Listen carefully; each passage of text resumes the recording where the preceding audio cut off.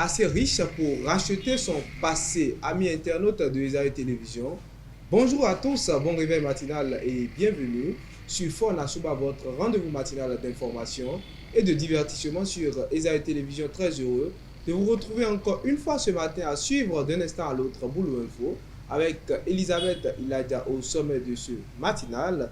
Le Bénin renforce la formation des magistrats en vue des élections générales de 2026, 80 ans après le drame d'Hiroshima. Le Japon a observé une minute de silence ce mercredi 6 août. Tension au sommet en Israël autour d'une possible récupération totale de Gaza. Dans la Minute Sport, Dadia FC et Coton FC fixé samedi prochain pour le préliminaire de la Ligue des champions de la CAF, Confédération africaine de football. Ludogorets accroché à domicile lors du troisième tour préliminaire de l'UEFA Champions League. Fin de l'aventure entre Karim Rahman et Dadia FC. Après Boulot Info et la Minute Sport, on va poursuivre avec l'astuce santé pour ce matin. Sylvie nous donnera les protections des yeux, de la lumière bleue, des écrans. Plus d'informations, ce sera avec la journaliste Elvik Umbetowo. Va nous présenter Mano le premier. C'est un artiste chanteur dans la Minute Sport, dans l'artiste du jour, autant pour moi de ce matin, pour boucler avec l'émission matinale. Je vous invite à suivre. Parlons-en avec nos différents intervenants. On démarre sans plus tarder avec Boulot Info et la Minute Sport.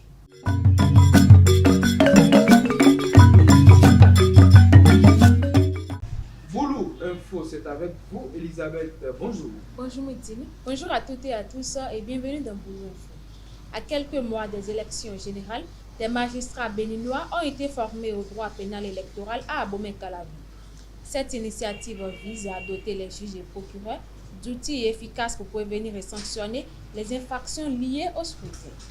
Les autorités judiciaires rappellent que l'intégrité du vote dépend d'une justice indépendante, rigoureuse et impartiale. Hommage à une femme dont la discrétion n'a d'égal que la profondeur spirituelle, Isabelle Tevoe-Edré, épouse du regretté professeur Albert Tevoe-Edré, elle s'est éteinte ce dimanche 3 août 2025 à l'âge de 95 ans. Retour sur le parcours humble et inspirant de celle que l'on appelait Sœur Théophane. Discrète mais profondément présente dans les cœurs de ceux qui l'ont connue, Isabelle Tevoe-Edré, née et couée le 13 avril 1930, s'est éteinte le dimanche 3 août 2025 à l'âge de 95 ans au centre hospitalier universitaire départemental Ouémé Plateau de Porte-Novo. Son départ marque la fin d'un parcours de vie empreint de foi, de discrétion et de fidélité. Épouse du professeur Albert Tevoe-Edré, éminente figure intellectuelle et politique du Bénin, elle formait avec lui un couple à part, uni, engagé et tourné vers l'essentiel. Leur relation, bien que marquée par la notoriété de son mari, était construite sur une foi chrétienne profonde et partagée. Tous deux avaient fait le choix d'une vie tournée vers l'intériorité et le dépouillement spirituel. À sa mort en 2019, Albert Tevoe-Edré portait le nom de frère Melchior. Isabelle, fidèle à cette voie, choisira quant à elle de devenir Sœur Théophane, officialisant ainsi son retrait du monde dans le silence de la prière. Femme de foi, de recueillement et de dévouement, elle s'était volontairement tenue loin des projecteurs tout au long de sa vie. Présente dans l'ombre, elle soutenait sans bruit les engagements de son époux, incarnant une force douce, constante, humble. Après son veuvage, elle approfondit encore ce chemin intérieur, s'effaçant pour mieux se consacrer à Dieu.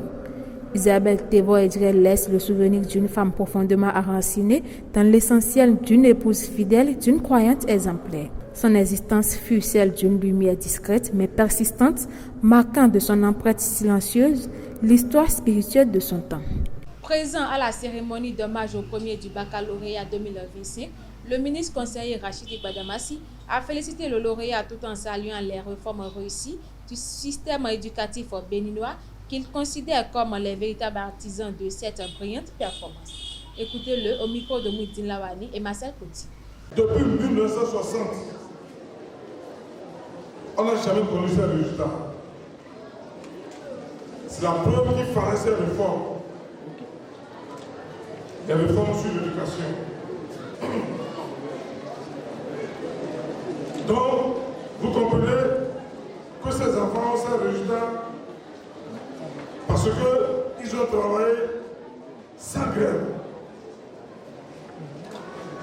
S'il n'y a pas de grève, c'est parce que les revendications des enseignants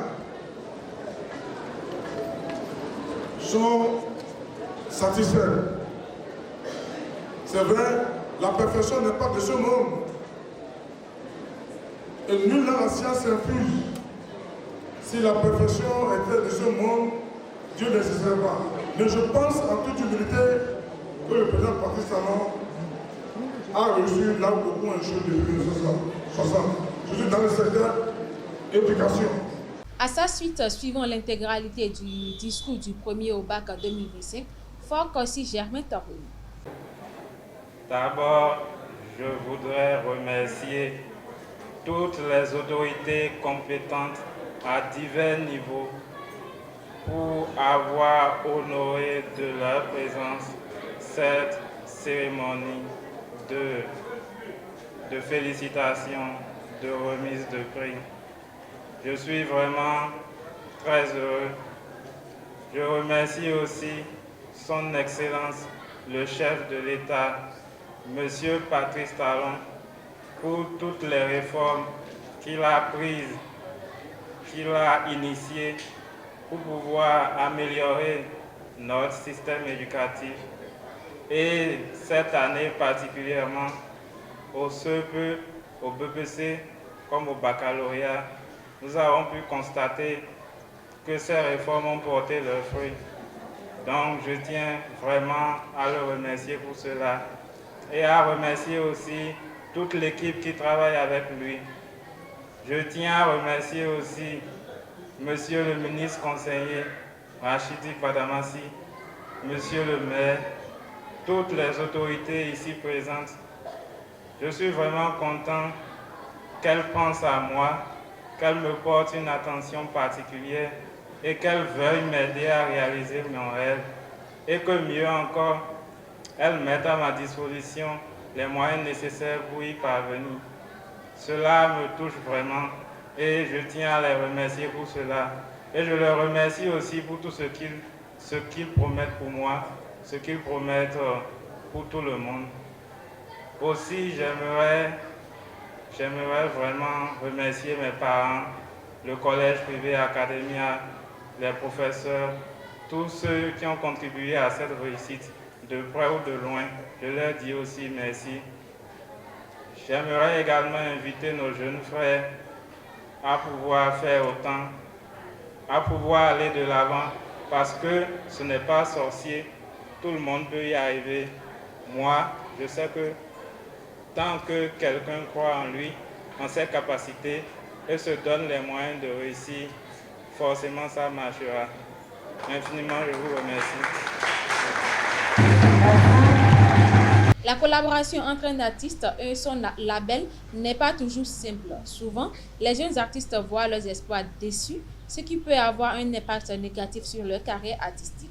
Dans cet entretien, Lineprod et BBA, deux promoteurs de labels basés à Parakou, partagent leurs réflexions sur les clauses essentielles à respecter entre artistes et promoteurs dans le cadre d'un contrat de label. Suivez les conseils avisés de ces experts au micro de Moudine Lawani et Elbit Mbetao. Le contrat d'artiste est encore appelé un contrat d'exclusivité. Ça veut dire quoi? L'artiste s'engage à ce que tout ce qu'il fait en studio, il le fait pour le compte de son producteur. Le producteur, lui, il met les moyens pour que son artiste soit connu. Il met les moyens pour que ce que chante l'artiste puisse atteindre les gens. Lorsque ça commence par la musique, vous savez, la musique aujourd'hui, c'est une entreprise. Lorsque ça commence par donner, il y a un pourcentage que le producteur s'engage à payer chaque fois à l'artiste. Et ça, c'est une redevance. On appelle ça des royalties. Moi, j'ai interdit complètement à mes artistes de se balader, de se faire inviter, de se balader sur les podiums sans mon consentement. J'ai interdit ça. C'est-à-dire un artiste dans un label. Et je pense que cette règle-là, elle est universelle, elle est partout, hein. Un artiste dans un label ne peut à grand jamais se lever comme ça est monté sur un podium sans que son promoteur ou son manager ne puisse donner son avis. Ça ne se fait pas. Ou se lever pour aller faire un feat avec un artiste, même si c'est ton frère qui veut fitter avec toi, tu es obligé d'abord de voir ton promoteur, tu es obligé d'en parler, et si le staff dans lequel tu es, dans lequel l'artiste est, a accepté ce feat ou cette collaboration, ce n'est qu'en ce moment, maintenant, que cela peut se faire. Vous voyez un peu? Et un artiste qui est dans un label, il y a des choses qui ne doit pas aussi faire, même dans le quartier. Des comportements qu'il ne doit pas avoir. Des amis avec qui il ne doit pas traîner. Vous voyez? Moi, j'ai interdit toutes ces choses-là, par exemple, à mes amis, parce que je ne peux pas être, à mes artistes du moins, je ne peux pas être en train de produire un artiste, manager et le promouvoir, et on va me dire plus tard que c'est mon artiste là qui est parti voler coq par là-bas. C'est mon artiste là qui est parti violer une femme là-bas. C'est lui qui a cherché femme de quelqu'un là-bas. Vous voyez? Ça salit l'image du label. Supposons que vous avez un label et l'artiste a signé un contrat d'exclusivité où c'est l'entreprise, c'est le producteur qui a les droits sur ses prestations et tout. Mais que par exemple l'artiste se lève et qu'il a une prestation, par exemple, sans informer son producteur. Vous voyez déjà là que il y a une obligation qui n'est pas respectée. Donc, les obligations sont quand même très simples. Hein. Et déjà, dès l'entame, comme je l'ai dit, ça dépend de ce que chaque producteur veut. Je l'ai toujours dit, l'humilité précède la gloire. En toute chose, je le dirai toujours, en toute chose, la soumission, l'humilité, le respect envers son promoteur, son manager, son producteur, ça, c'est ce que moi j'exige à tous ces jeunes artistes qui ont vraiment envie d'entrer dans un label. Si ils ne sont pas prêts d'être soumis, s'ils ne sont pas prêts d'être comme des bergers, des brebis qui ont un berger et ils veulent vivre comme un chien détaché, autant ne pas envisager avoir un label. En tant que jeunes, nous devons apprendre à lire tout ce qui est contrat. Parce que le contrat protège les deux parties. Lorsque tu as un âge donné et tu signes un contrat, il est devoir que tu respectes ce contrat. Il est devoir que tu puisses obéir aux obligations qui t'incombent dans le contrat. Donc, ces jeunes qui ont envie d'avoir des labels et tout, doivent déjà savoir que les labels sont des entreprises. Un label n'est pas forcément dans du social, mais le label qui vient, lorsqu'il investit, c'est vrai qu'il y a d'autres personnes quand même qui ont envie d'avoir des labels de production pour pouvoir soutenir des jeunes. C'est différent, par exemple, d'un label qui investit et qui a envie de récupérer son investissement. La musique aujourd'hui, ce n'est plus du social. La musique aujourd'hui, c'est du business. Et lorsque le label met des millions sur un artiste, l'artiste doit savoir qu'il doit faire ce retour. Une minute de silence a été observée ce mercredi 6 août 2025 à Hiroshima au Japon, à l'heure exacte du bombardement atomique sur la ville, survenu il y a 80 ans. Le 6 août 1945, une bombe larguée par les États-Unis causait la mort de quelques 140 000 personnes. 3 jours plus tard, une seconde frappe touchait Nagasaki, faisant environ 74 000 morts, marquant les seuls usages d'armes nucléaires en temps de guerre. En Israël, Benjamin Netanyahu pousse pour une occupation totale de Gaza, malgré l'opposition affichée de l'armée. Le chef d'état-major Eyal Zamir met en garde contre les conséquences d'une telle opération, notamment sur la vie des otages encore détenus. Le cabinet de sécurité israélien doit trancher ce jeudi sous haute pression politique et militaire. C'est tout pour l'info de ce matin. Merci de nous avoir suivis. Merci Elisabeth Ilana pour l'actualité matinale. Chers internautes, à présent, invite Mboto pour la Minute Sport.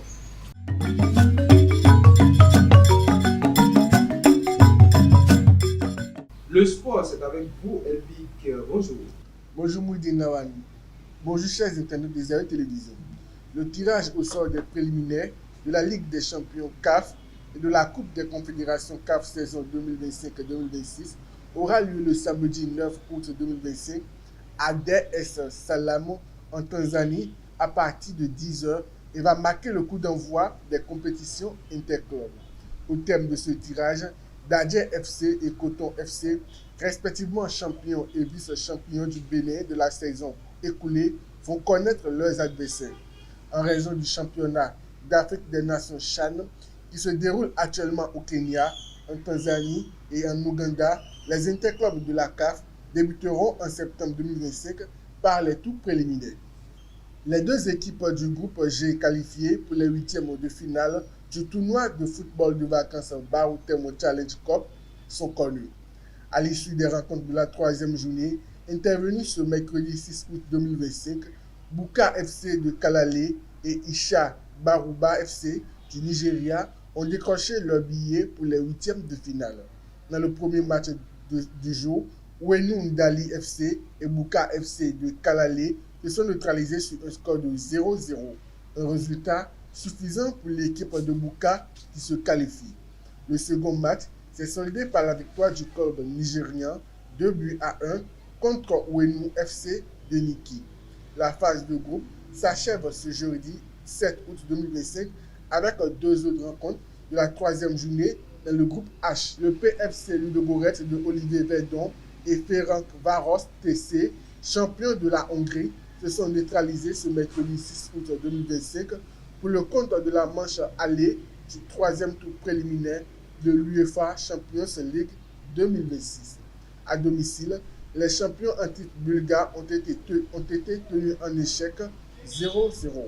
Suspendu pour le cumul de cartons, le défenseur béninois n'a pas participé à cette rencontre. Rendez-vous mardi prochain pour Verdon et ses coéquipiers qui iront chercher la qualification à Budapest. Et pour boucler la minute sport, le jeune gardien béninois Karim Rahman a officiellement annoncé son départ de Dadje FC à travers ses réseaux sociaux. Il tourne ainsi la page de chapitre marquant de sa carrière après 5 bonnes saisons chez le club du club, ponctué par un titre historique de champion du Bénin remporté en cette année. Désormais libre de tout contrat, le portier est prêt pour un nouveau défi. C'est tout pour la minute sport. D'abord Aoudo, ensuite Feliciano Mocho et Karim Rahman. Qu'est-ce que vous pensez de cette migration-là des cadres de Dadje FC? C'est vrai qu'après avoir joué dans nos championnats, c'est vrai qu'après avoir joué le local chez nous, ils doivent aller pour faire la connaissance d'autres championnats, pour la connaissance d'autres horizons, pour voir comment ça se passe là-bas pour mieux se développer. Parce qu'ils ne peuvent pas rester simplement dans notre championnat pour espérer aller au haut niveau. Perdre Karim Rahman à ce niveau-là, puisque Dadje va bientôt jouer les préliminaires de la CAF, est-ce que c'est bien pour le club? Je ne vais pas dire que c'est bon pour le club et je ne vais pas également dire que c'est pas trop bon, mais Dadje FC a sûrement des options. Dadje ne peut pas compter que sur Karim, donc Dadje a sûrement un plan B. D'accord, merci à vous, Elvik Oumotoro, pour l'actualité sportive de ce matin. À présent, chers internautes, l'astuce santé, c'est avec Sylvie Dédéo.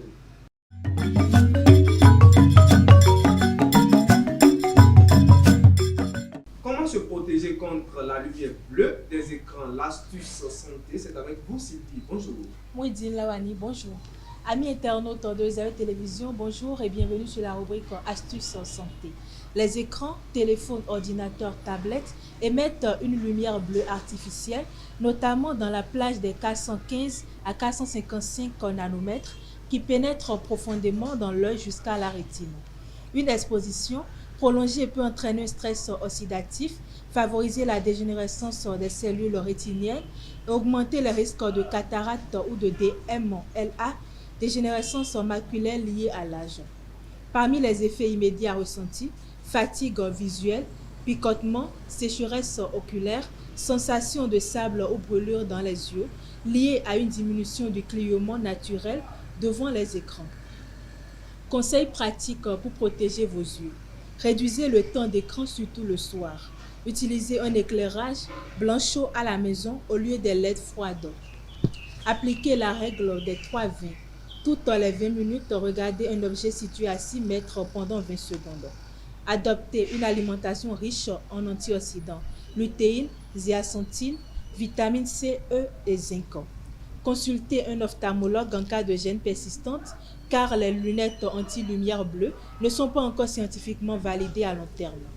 En conclusion, invisible mais omniprésente, la lumière bleue représente un risque sous-estimé pour la santé visuelle.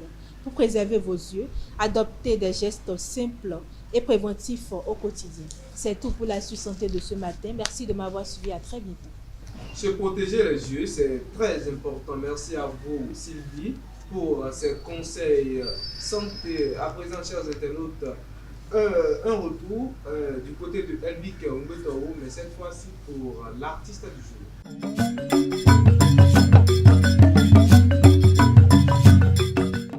Mano Premier, l'artiste du jour, c'est également avec vous, Elvic. Bonjour à nouveau. Bonjour à nouveau, Moudine. Bonjour à nouveau, chers internautes des Arrêts Télévision. Mohamed Chabi Mako, le connu sous le nom de Mano Premier, est un artiste chanteur de coupé décalé, né le 16 décembre 1996 à Bétérou, dans la commune de Tchaourou. Passionné de musique depuis son plus jeune âge, il se lance dans une carrière professionnelle dès 2016 avec une énergie et une créativité qui le propulsent rapidement sur la scène musicale. Inspiré par des artistes ivoiriens tels que DJ Arafat de Bordeaux, Ariel Chéné ou encore Serge Beyo, Mano Premier s'impose dans le septentrion avec sa signature musicale. Au fil des ans, il enchaîne des titres comme Chakala Yeye, Makundele et plus récemment Soukous. Il fait vibrer ses fans. Artiste engagé et dynamique, il s'est produit sur plusieurs grandes scènes et participant à des événements phares comme Parakou sur le futur ou encore Camp Parakou Rap. En plus de ses performances en solo, Mano Premier multiplie les collaborations avec d'autres artistes dont Camus, Missile de la distance et bien d'autres. Mano Premier continue d'innover et de marquer l'univers du coupé décalé dans le septentrion avec pour ambition de conquérir un plus large public. C'est tout pour l'artiste du jour.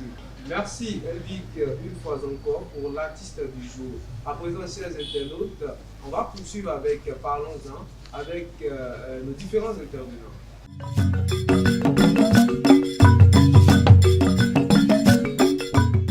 Avoir aidé quelqu'un à ses débuts signifie-t-il qu'on doit lui rester attaché pour toujours? C'est le sujet de Parlons-en de ce matin. Le débat est avec vous, Elisabeth Iladia. Bonjour à nouveau. Bonjour, Midi. Et Sylvie Dedeo, bonjour à nouveau.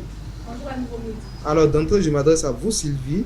Qu'est-ce que vous pensez du sujet de ce matin?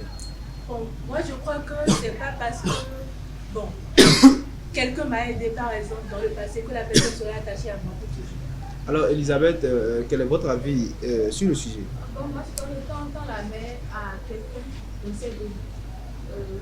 On reste attaché à cette personne tout toujours. Pourquoi? On pense d'abord, et quand on dit tendre la main à quelqu'un dans cette début, ça veut dire que bon, peut-être que la personne est complètement athée en fait. Donc, disons, un ami par exemple, qui a tout perdu, et que l'autre ami lui tend la main. Bon, l'autre ami qui lui a tendu la main ne s'attend pas forcément à ce que cet ami-là lui soit éternellement reconnaissant. Mais cet ami-là sera quand même attaché à l'autre ami, tu vois, et pas devoir peut-être moral. Parce qu'en réalité, tu te dis que bon, quelqu'un qui a été là pour toi quand tu n'avais rien, peut-être quand tu souffrais ou quand tu étais dans ces moments difficiles, par exemple, il n'y avait personne, à part cette personne-là. Donc, et même inconsciemment, on est attaché à cette personne en fait. Inconsciemment, on est attaché à cette personne. Alors, Sylvie Dedeo, avant de vous poser la question suivante, qu'est-ce que ça veut dire, rester attaché à une personne? Moi, je crois que rester attaché à une personne, c'est comme si on est toujours lié à cette personne en quelque sorte. C'est comme si, quel que soit ce que la personne fait, on est toujours là. Un exemple de rester lié, rester attaché à une personne. Bon, quand on dit lié, par exemple, je peux prendre le cas des relations amoureuses, par exemple, où je suppose que bon, les deux ont galéré ensemble. Donc, à un moment donné, il n'y a même plus l'amour, mais on reste là, quoi. Juste parce que, bon, on s'est soutenu dans la galère, on veut rester lié à la personne. Est-ce que c'est une bonne chose de rester attaché, rester lié, comme vous le dites, à une personne qu'on a aidée?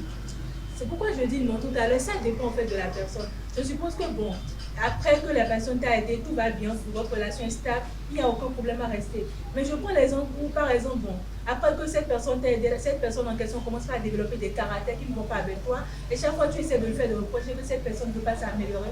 Je ne vois pas pourquoi il faut rester parce que cette personne t'a tendu la main. Parce que bon, autant que nous sommes aidés par quelqu'un forcément.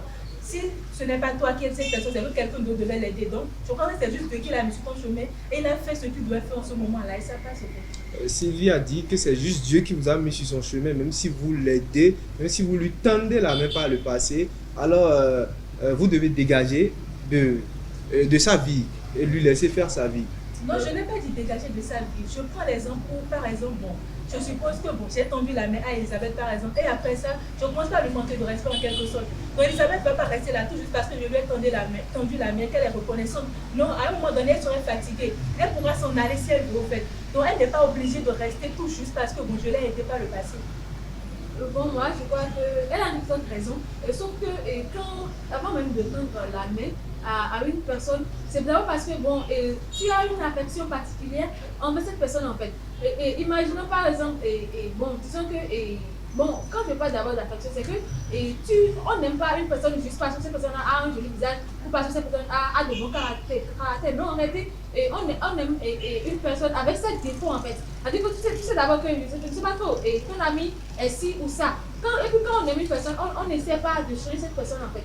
Tu fais tout pour que cette personne la change, mais tu n'essaies pas forcément de changer la personne. Parce qu'en réalité, si tu essaies de changer la personne, de façonner cette personne-là, à toi, ta manière, ce n'est plus vraiment aimer, tu veux que cette personne-là soit à l'image que toi, tu aurais voulu que cette personne soit. Donc moi, quand je parle d'aider quelqu'un, si par exemple maintenant, une amie par exemple, disons que deux amis, en quelque sorte, l'ami numéro 1 par exemple maintenant, a déjà des enfants peut-être. Et puis, l'ami numéro 1 avait déjà tendu la main à l'ami numéro 2. Mais elle ne s'attendait à rien en réalité de l'ami numéro 2. Mais sauf que si peut-être l'ami numéro 1, parfois la vie est imprévisible, et puis l'ami meurt en personne. Et puis il y a ces enfants-là. En réalité, en aidant ces enfants, tu vois ton ami à travers ces enfants en fait. Et puis tu les aides sans rien attendre en retour. C'est parce que l'ami aussi a été à un moment donné de votre vie et quelqu'un de bien en fait.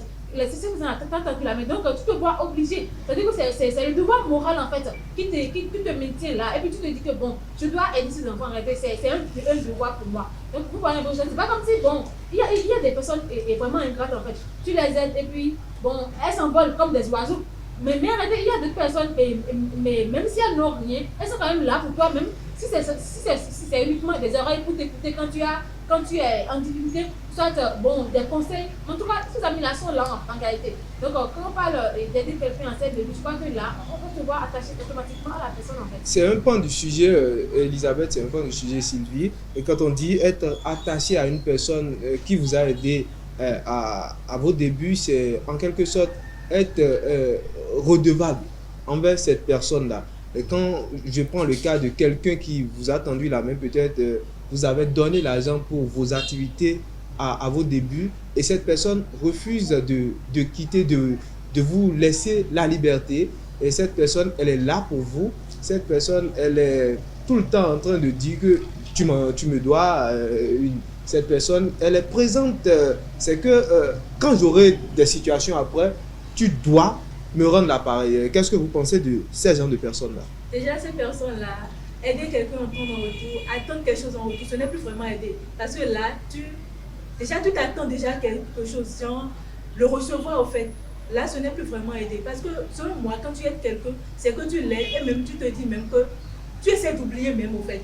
Tu le fais sans arrière-pensée, ça passe. Mais dans le cas où tu aides quelqu'un, par exemple, tu te mets déjà en tête que cette personne doit t'aider en retour. C'est comme un investissement que tu as fait en fait. Tu te dis, bon, j'ai investi dans un business et après, ça va me rapporter des bénéfices. Là, réellement, ce n'est plus vraiment aider. Mieux vaut ne pas le faire. Mais Elisabeth, est-ce que de nos jours, on peut faire quelque chose sans attendre, sans rien attendre de retour? Mais si. Parfois même, on aide même des inconnus dans la rue. Et à côté de nous, par exemple, maintenant, il y avait un jour là. Je crois que je marchais avec Sylvie. Et puis, il y avait un homme qui disait que bon, il devait prendre dans la tête, je ne sais pas trop. En tout cas, il parlait d'un problème de santé en fait. Et bon, non, je crois que Sylvie lui a donné quelque chose. Je ne sais pas trop. En réalité, même dans la rue, on aide des inconnus et on voit d'autres vieux dans la rue qui demandent de l'argent. On les aide parfois. C'est pas forcément parce que je t'ai remis 50 ou 100 francs maintenant que là, forcément, dit que le lendemain, quand tu me verras, tu dois forcément me saluer. Bah non. Je t'ai aidé sans. Et parfois, on aide sans rien entendre en retour. En réalité, si par exemple maintenant, je donne de l'argent à une amie, et pour qu'elle commence son activité, si j'ai donné, parce que c'est différent. Là, je m'entends bien, mais si je te dis que je te prête, mais si je te prête 5 francs, je reprends mes 5 francs que je t'ai prêté. Je t'ai prêté, pas donné. Mais quand je te donne, c'est que je t'ai donné, puis c'est bon, tu pars avec. Je prends un autre exemple, Sylvie, je prends les relations. que nous entretenons, les relations amoureuses, un homme, il dépend sur vous. Bon, il est avec vous. C'est votre petit ami, il dépend sur vous. Il dépense, il paye votre scolarité en première année. Il essaie de mieux faire pour que vous soyez à l'aise pour continuer vos cours jusqu'en troisième année. Il espère que vous allez, une fois terminer vos études, devenir sa femme, par exemple. Et vous trahissez cette personne-là. Une erreur que les hommes font, c'est de payer la scolarité à une petite amie. Déjà, on dit petite amie. Une fille qui peut te quitter à tout moment. Ce n'est pas ta femme que tu as déjà épousée qui est dans ta chambre. Pourquoi payer la scolarité? Où sont ses parents? Si ses parents n'ont pas les moyens pour qu'elle fasse l'université, alors elle est privée, alors qu'elle fasse le public alors. Le campus comme tout le monde, je ne vois pas pourquoi. Et je trouve même cela déplacé même. Parce qu'une fille, par exemple, déjà quand elle commence l'université, regardez le nombre de personnes qu'il y a déjà dans une salle de classe. Même le campus, quand on ne paye pas la scolarité, il y a quelque chose, il y a forcément. Je sais, mais dans ce cas-là, ce n'est plus l'homme là qui paye la scolarité. Là, c'est gratuit au fait. Et on sait que bon, s'il doit lui porter coup de main, c'est juste. Bon, parce qu'il est en relation avec lui, ou peut-être comme ça. Mais payer la scolarité des centaines de mille à une fille, alors qu'elle n'est pas encore ta femme, je crois que c'est très déplacé. Je ne le conseille à personne. Alors pour ceux qui nous suivent, on a écouté Sylvie, il ne faut jamais faire l'erreur là de payer la scolarité à une fille. Si c'est ta femme qui est dans ta chambre, vous êtes bien mariée, elle a envie de continuer ses études, d'avoir plus de diplômes, là c'est un cas à passer. Une femme, vous êtes même une femme, elle peut te tromper. Je ne refuse pas, mais là c'est même mieux. Ça peut ne pas aboutir. Là c'est même compréhensible parce que tu l'as déjà épousée, par exemple, elle est dans ta chambre. Même petite amie, jusqu'à que tu rencontres, tu lui paies la scolarité. Où sont ses parents alors? Où sont ses parents? Elisabeth, il a dit. En fait, oui, moi je crois que quand, même quand vous êtes en relation avec cette personne-là, et peut-être l'année, je crois que cette personne-là, le mieux à faire, c'est de ne rien attendre en retour en fait. C'est pas parce que c'est ma petite amie et que je lui paie la scolarité que forcément je dois m'attendre à ce que c'est cette fille-là m'épouse. Par contre, il peut m'arriver que bon, et cette fille ne te plaît plus, je ne sais pas trop. C'est-à-dire que tu sens que bon. Tu n'as plus envie d'être avec eux, tu vois ta mère, parce que tu viens Elisabeth, je ne vous arrête pas, mais changeons un peu. Je ne vous arrête pas, on va changer un peu les rôles. Imaginons que vous êtes la copine en question et vous êtes stable, un peu stable financièrement, et vous dépensez sur votre petit copain. En fait, oui, dis-moi, mon argent, mon argent tombe rarement. Avant que je dépense sur quelque chose, que la personne me fait vraiment pitié. Pas que je ne sais pas trop. Arrêtez-moi, mon argent, ça tombe rarement. Votre petit ami peut vous faire pitié. Ça dit que, bon, il n'a plus de famille, peut-être qu'il est orphelin. Ou peut-être qu'il est chez une tante qui ne l'aime pas vraiment. C'est-à-dire que tu dois vraiment me faire pitié en fait. Parce que tu dois vraiment avoir de la compassion. Comme ça, je le fais. Et puis je considère comme si, bon, je me dis que bon, je n'attends rien en retour. Parce qu'aujourd'hui, il y a vraiment des personnes ingrates. C'est des deux côtés en fait. Et filles comme garçons, on a tous nos défauts en fait. Donc en réalité, si tu décides d'apporter ton aide à ton partenaire ou à ta partenaire dans une relation, pour rien attendre en retour, c'est mieux pour toi. Alors Sylvie, un mot pour finir, on est déjà à la fin de ce sujet. Déjà, moi je dirais que bon, c'est pas parce que j'ai aidé quelqu'un par le passé ou bien une personne m'a aidé que nous les deux nous sommes liés pour toujours, par exemple. Déjà, je vais prendre le cas des relations amoureuses, par exemple. Bon, on constate la plupart du temps que deux personnes qui sont ensemble, un garçon et une fille, la fille par exemple galère avec l'homme et quand l'homme a les moyens par exemple la laisse. Mais je crois que c'est presque normal pour moi en fait, parce que si je vois qu'il n'y a plus les sentiments là, je ne vois pas pourquoi il faut rester par reconnaissance parce que la fille était là quand je galérais, parce que la fille aussi était pauvre quand on était ensemble. Parce que si quelqu'un était puissant pour lever, quelqu'un allait soulever l'autre. C'est très normal en fait de se détacher d'une personne quand il n'y a plus les sentiments. Elisabeth, est-ce qu'il y a quelque chose à ajouter? Moi, je dirais que c'est normal d'être attaché pour toujours à quelqu'un qui nous a aidé dans notre vie. Par exemple, pas de notre vie, c'est que là, tu étais complètement attaché, tu étais presque nié.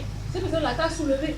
Et après de toi, qui tu es en réalité, bon, en quelque sorte, en fait, a contribué à au moins 50% à ta réussite, en fait. Donc, c'est normal, même si c'est pas, même si tu n'es pas cette personne-là financièrement, mais au moins, il y a un devoir moral là. Donc, tu es attaché.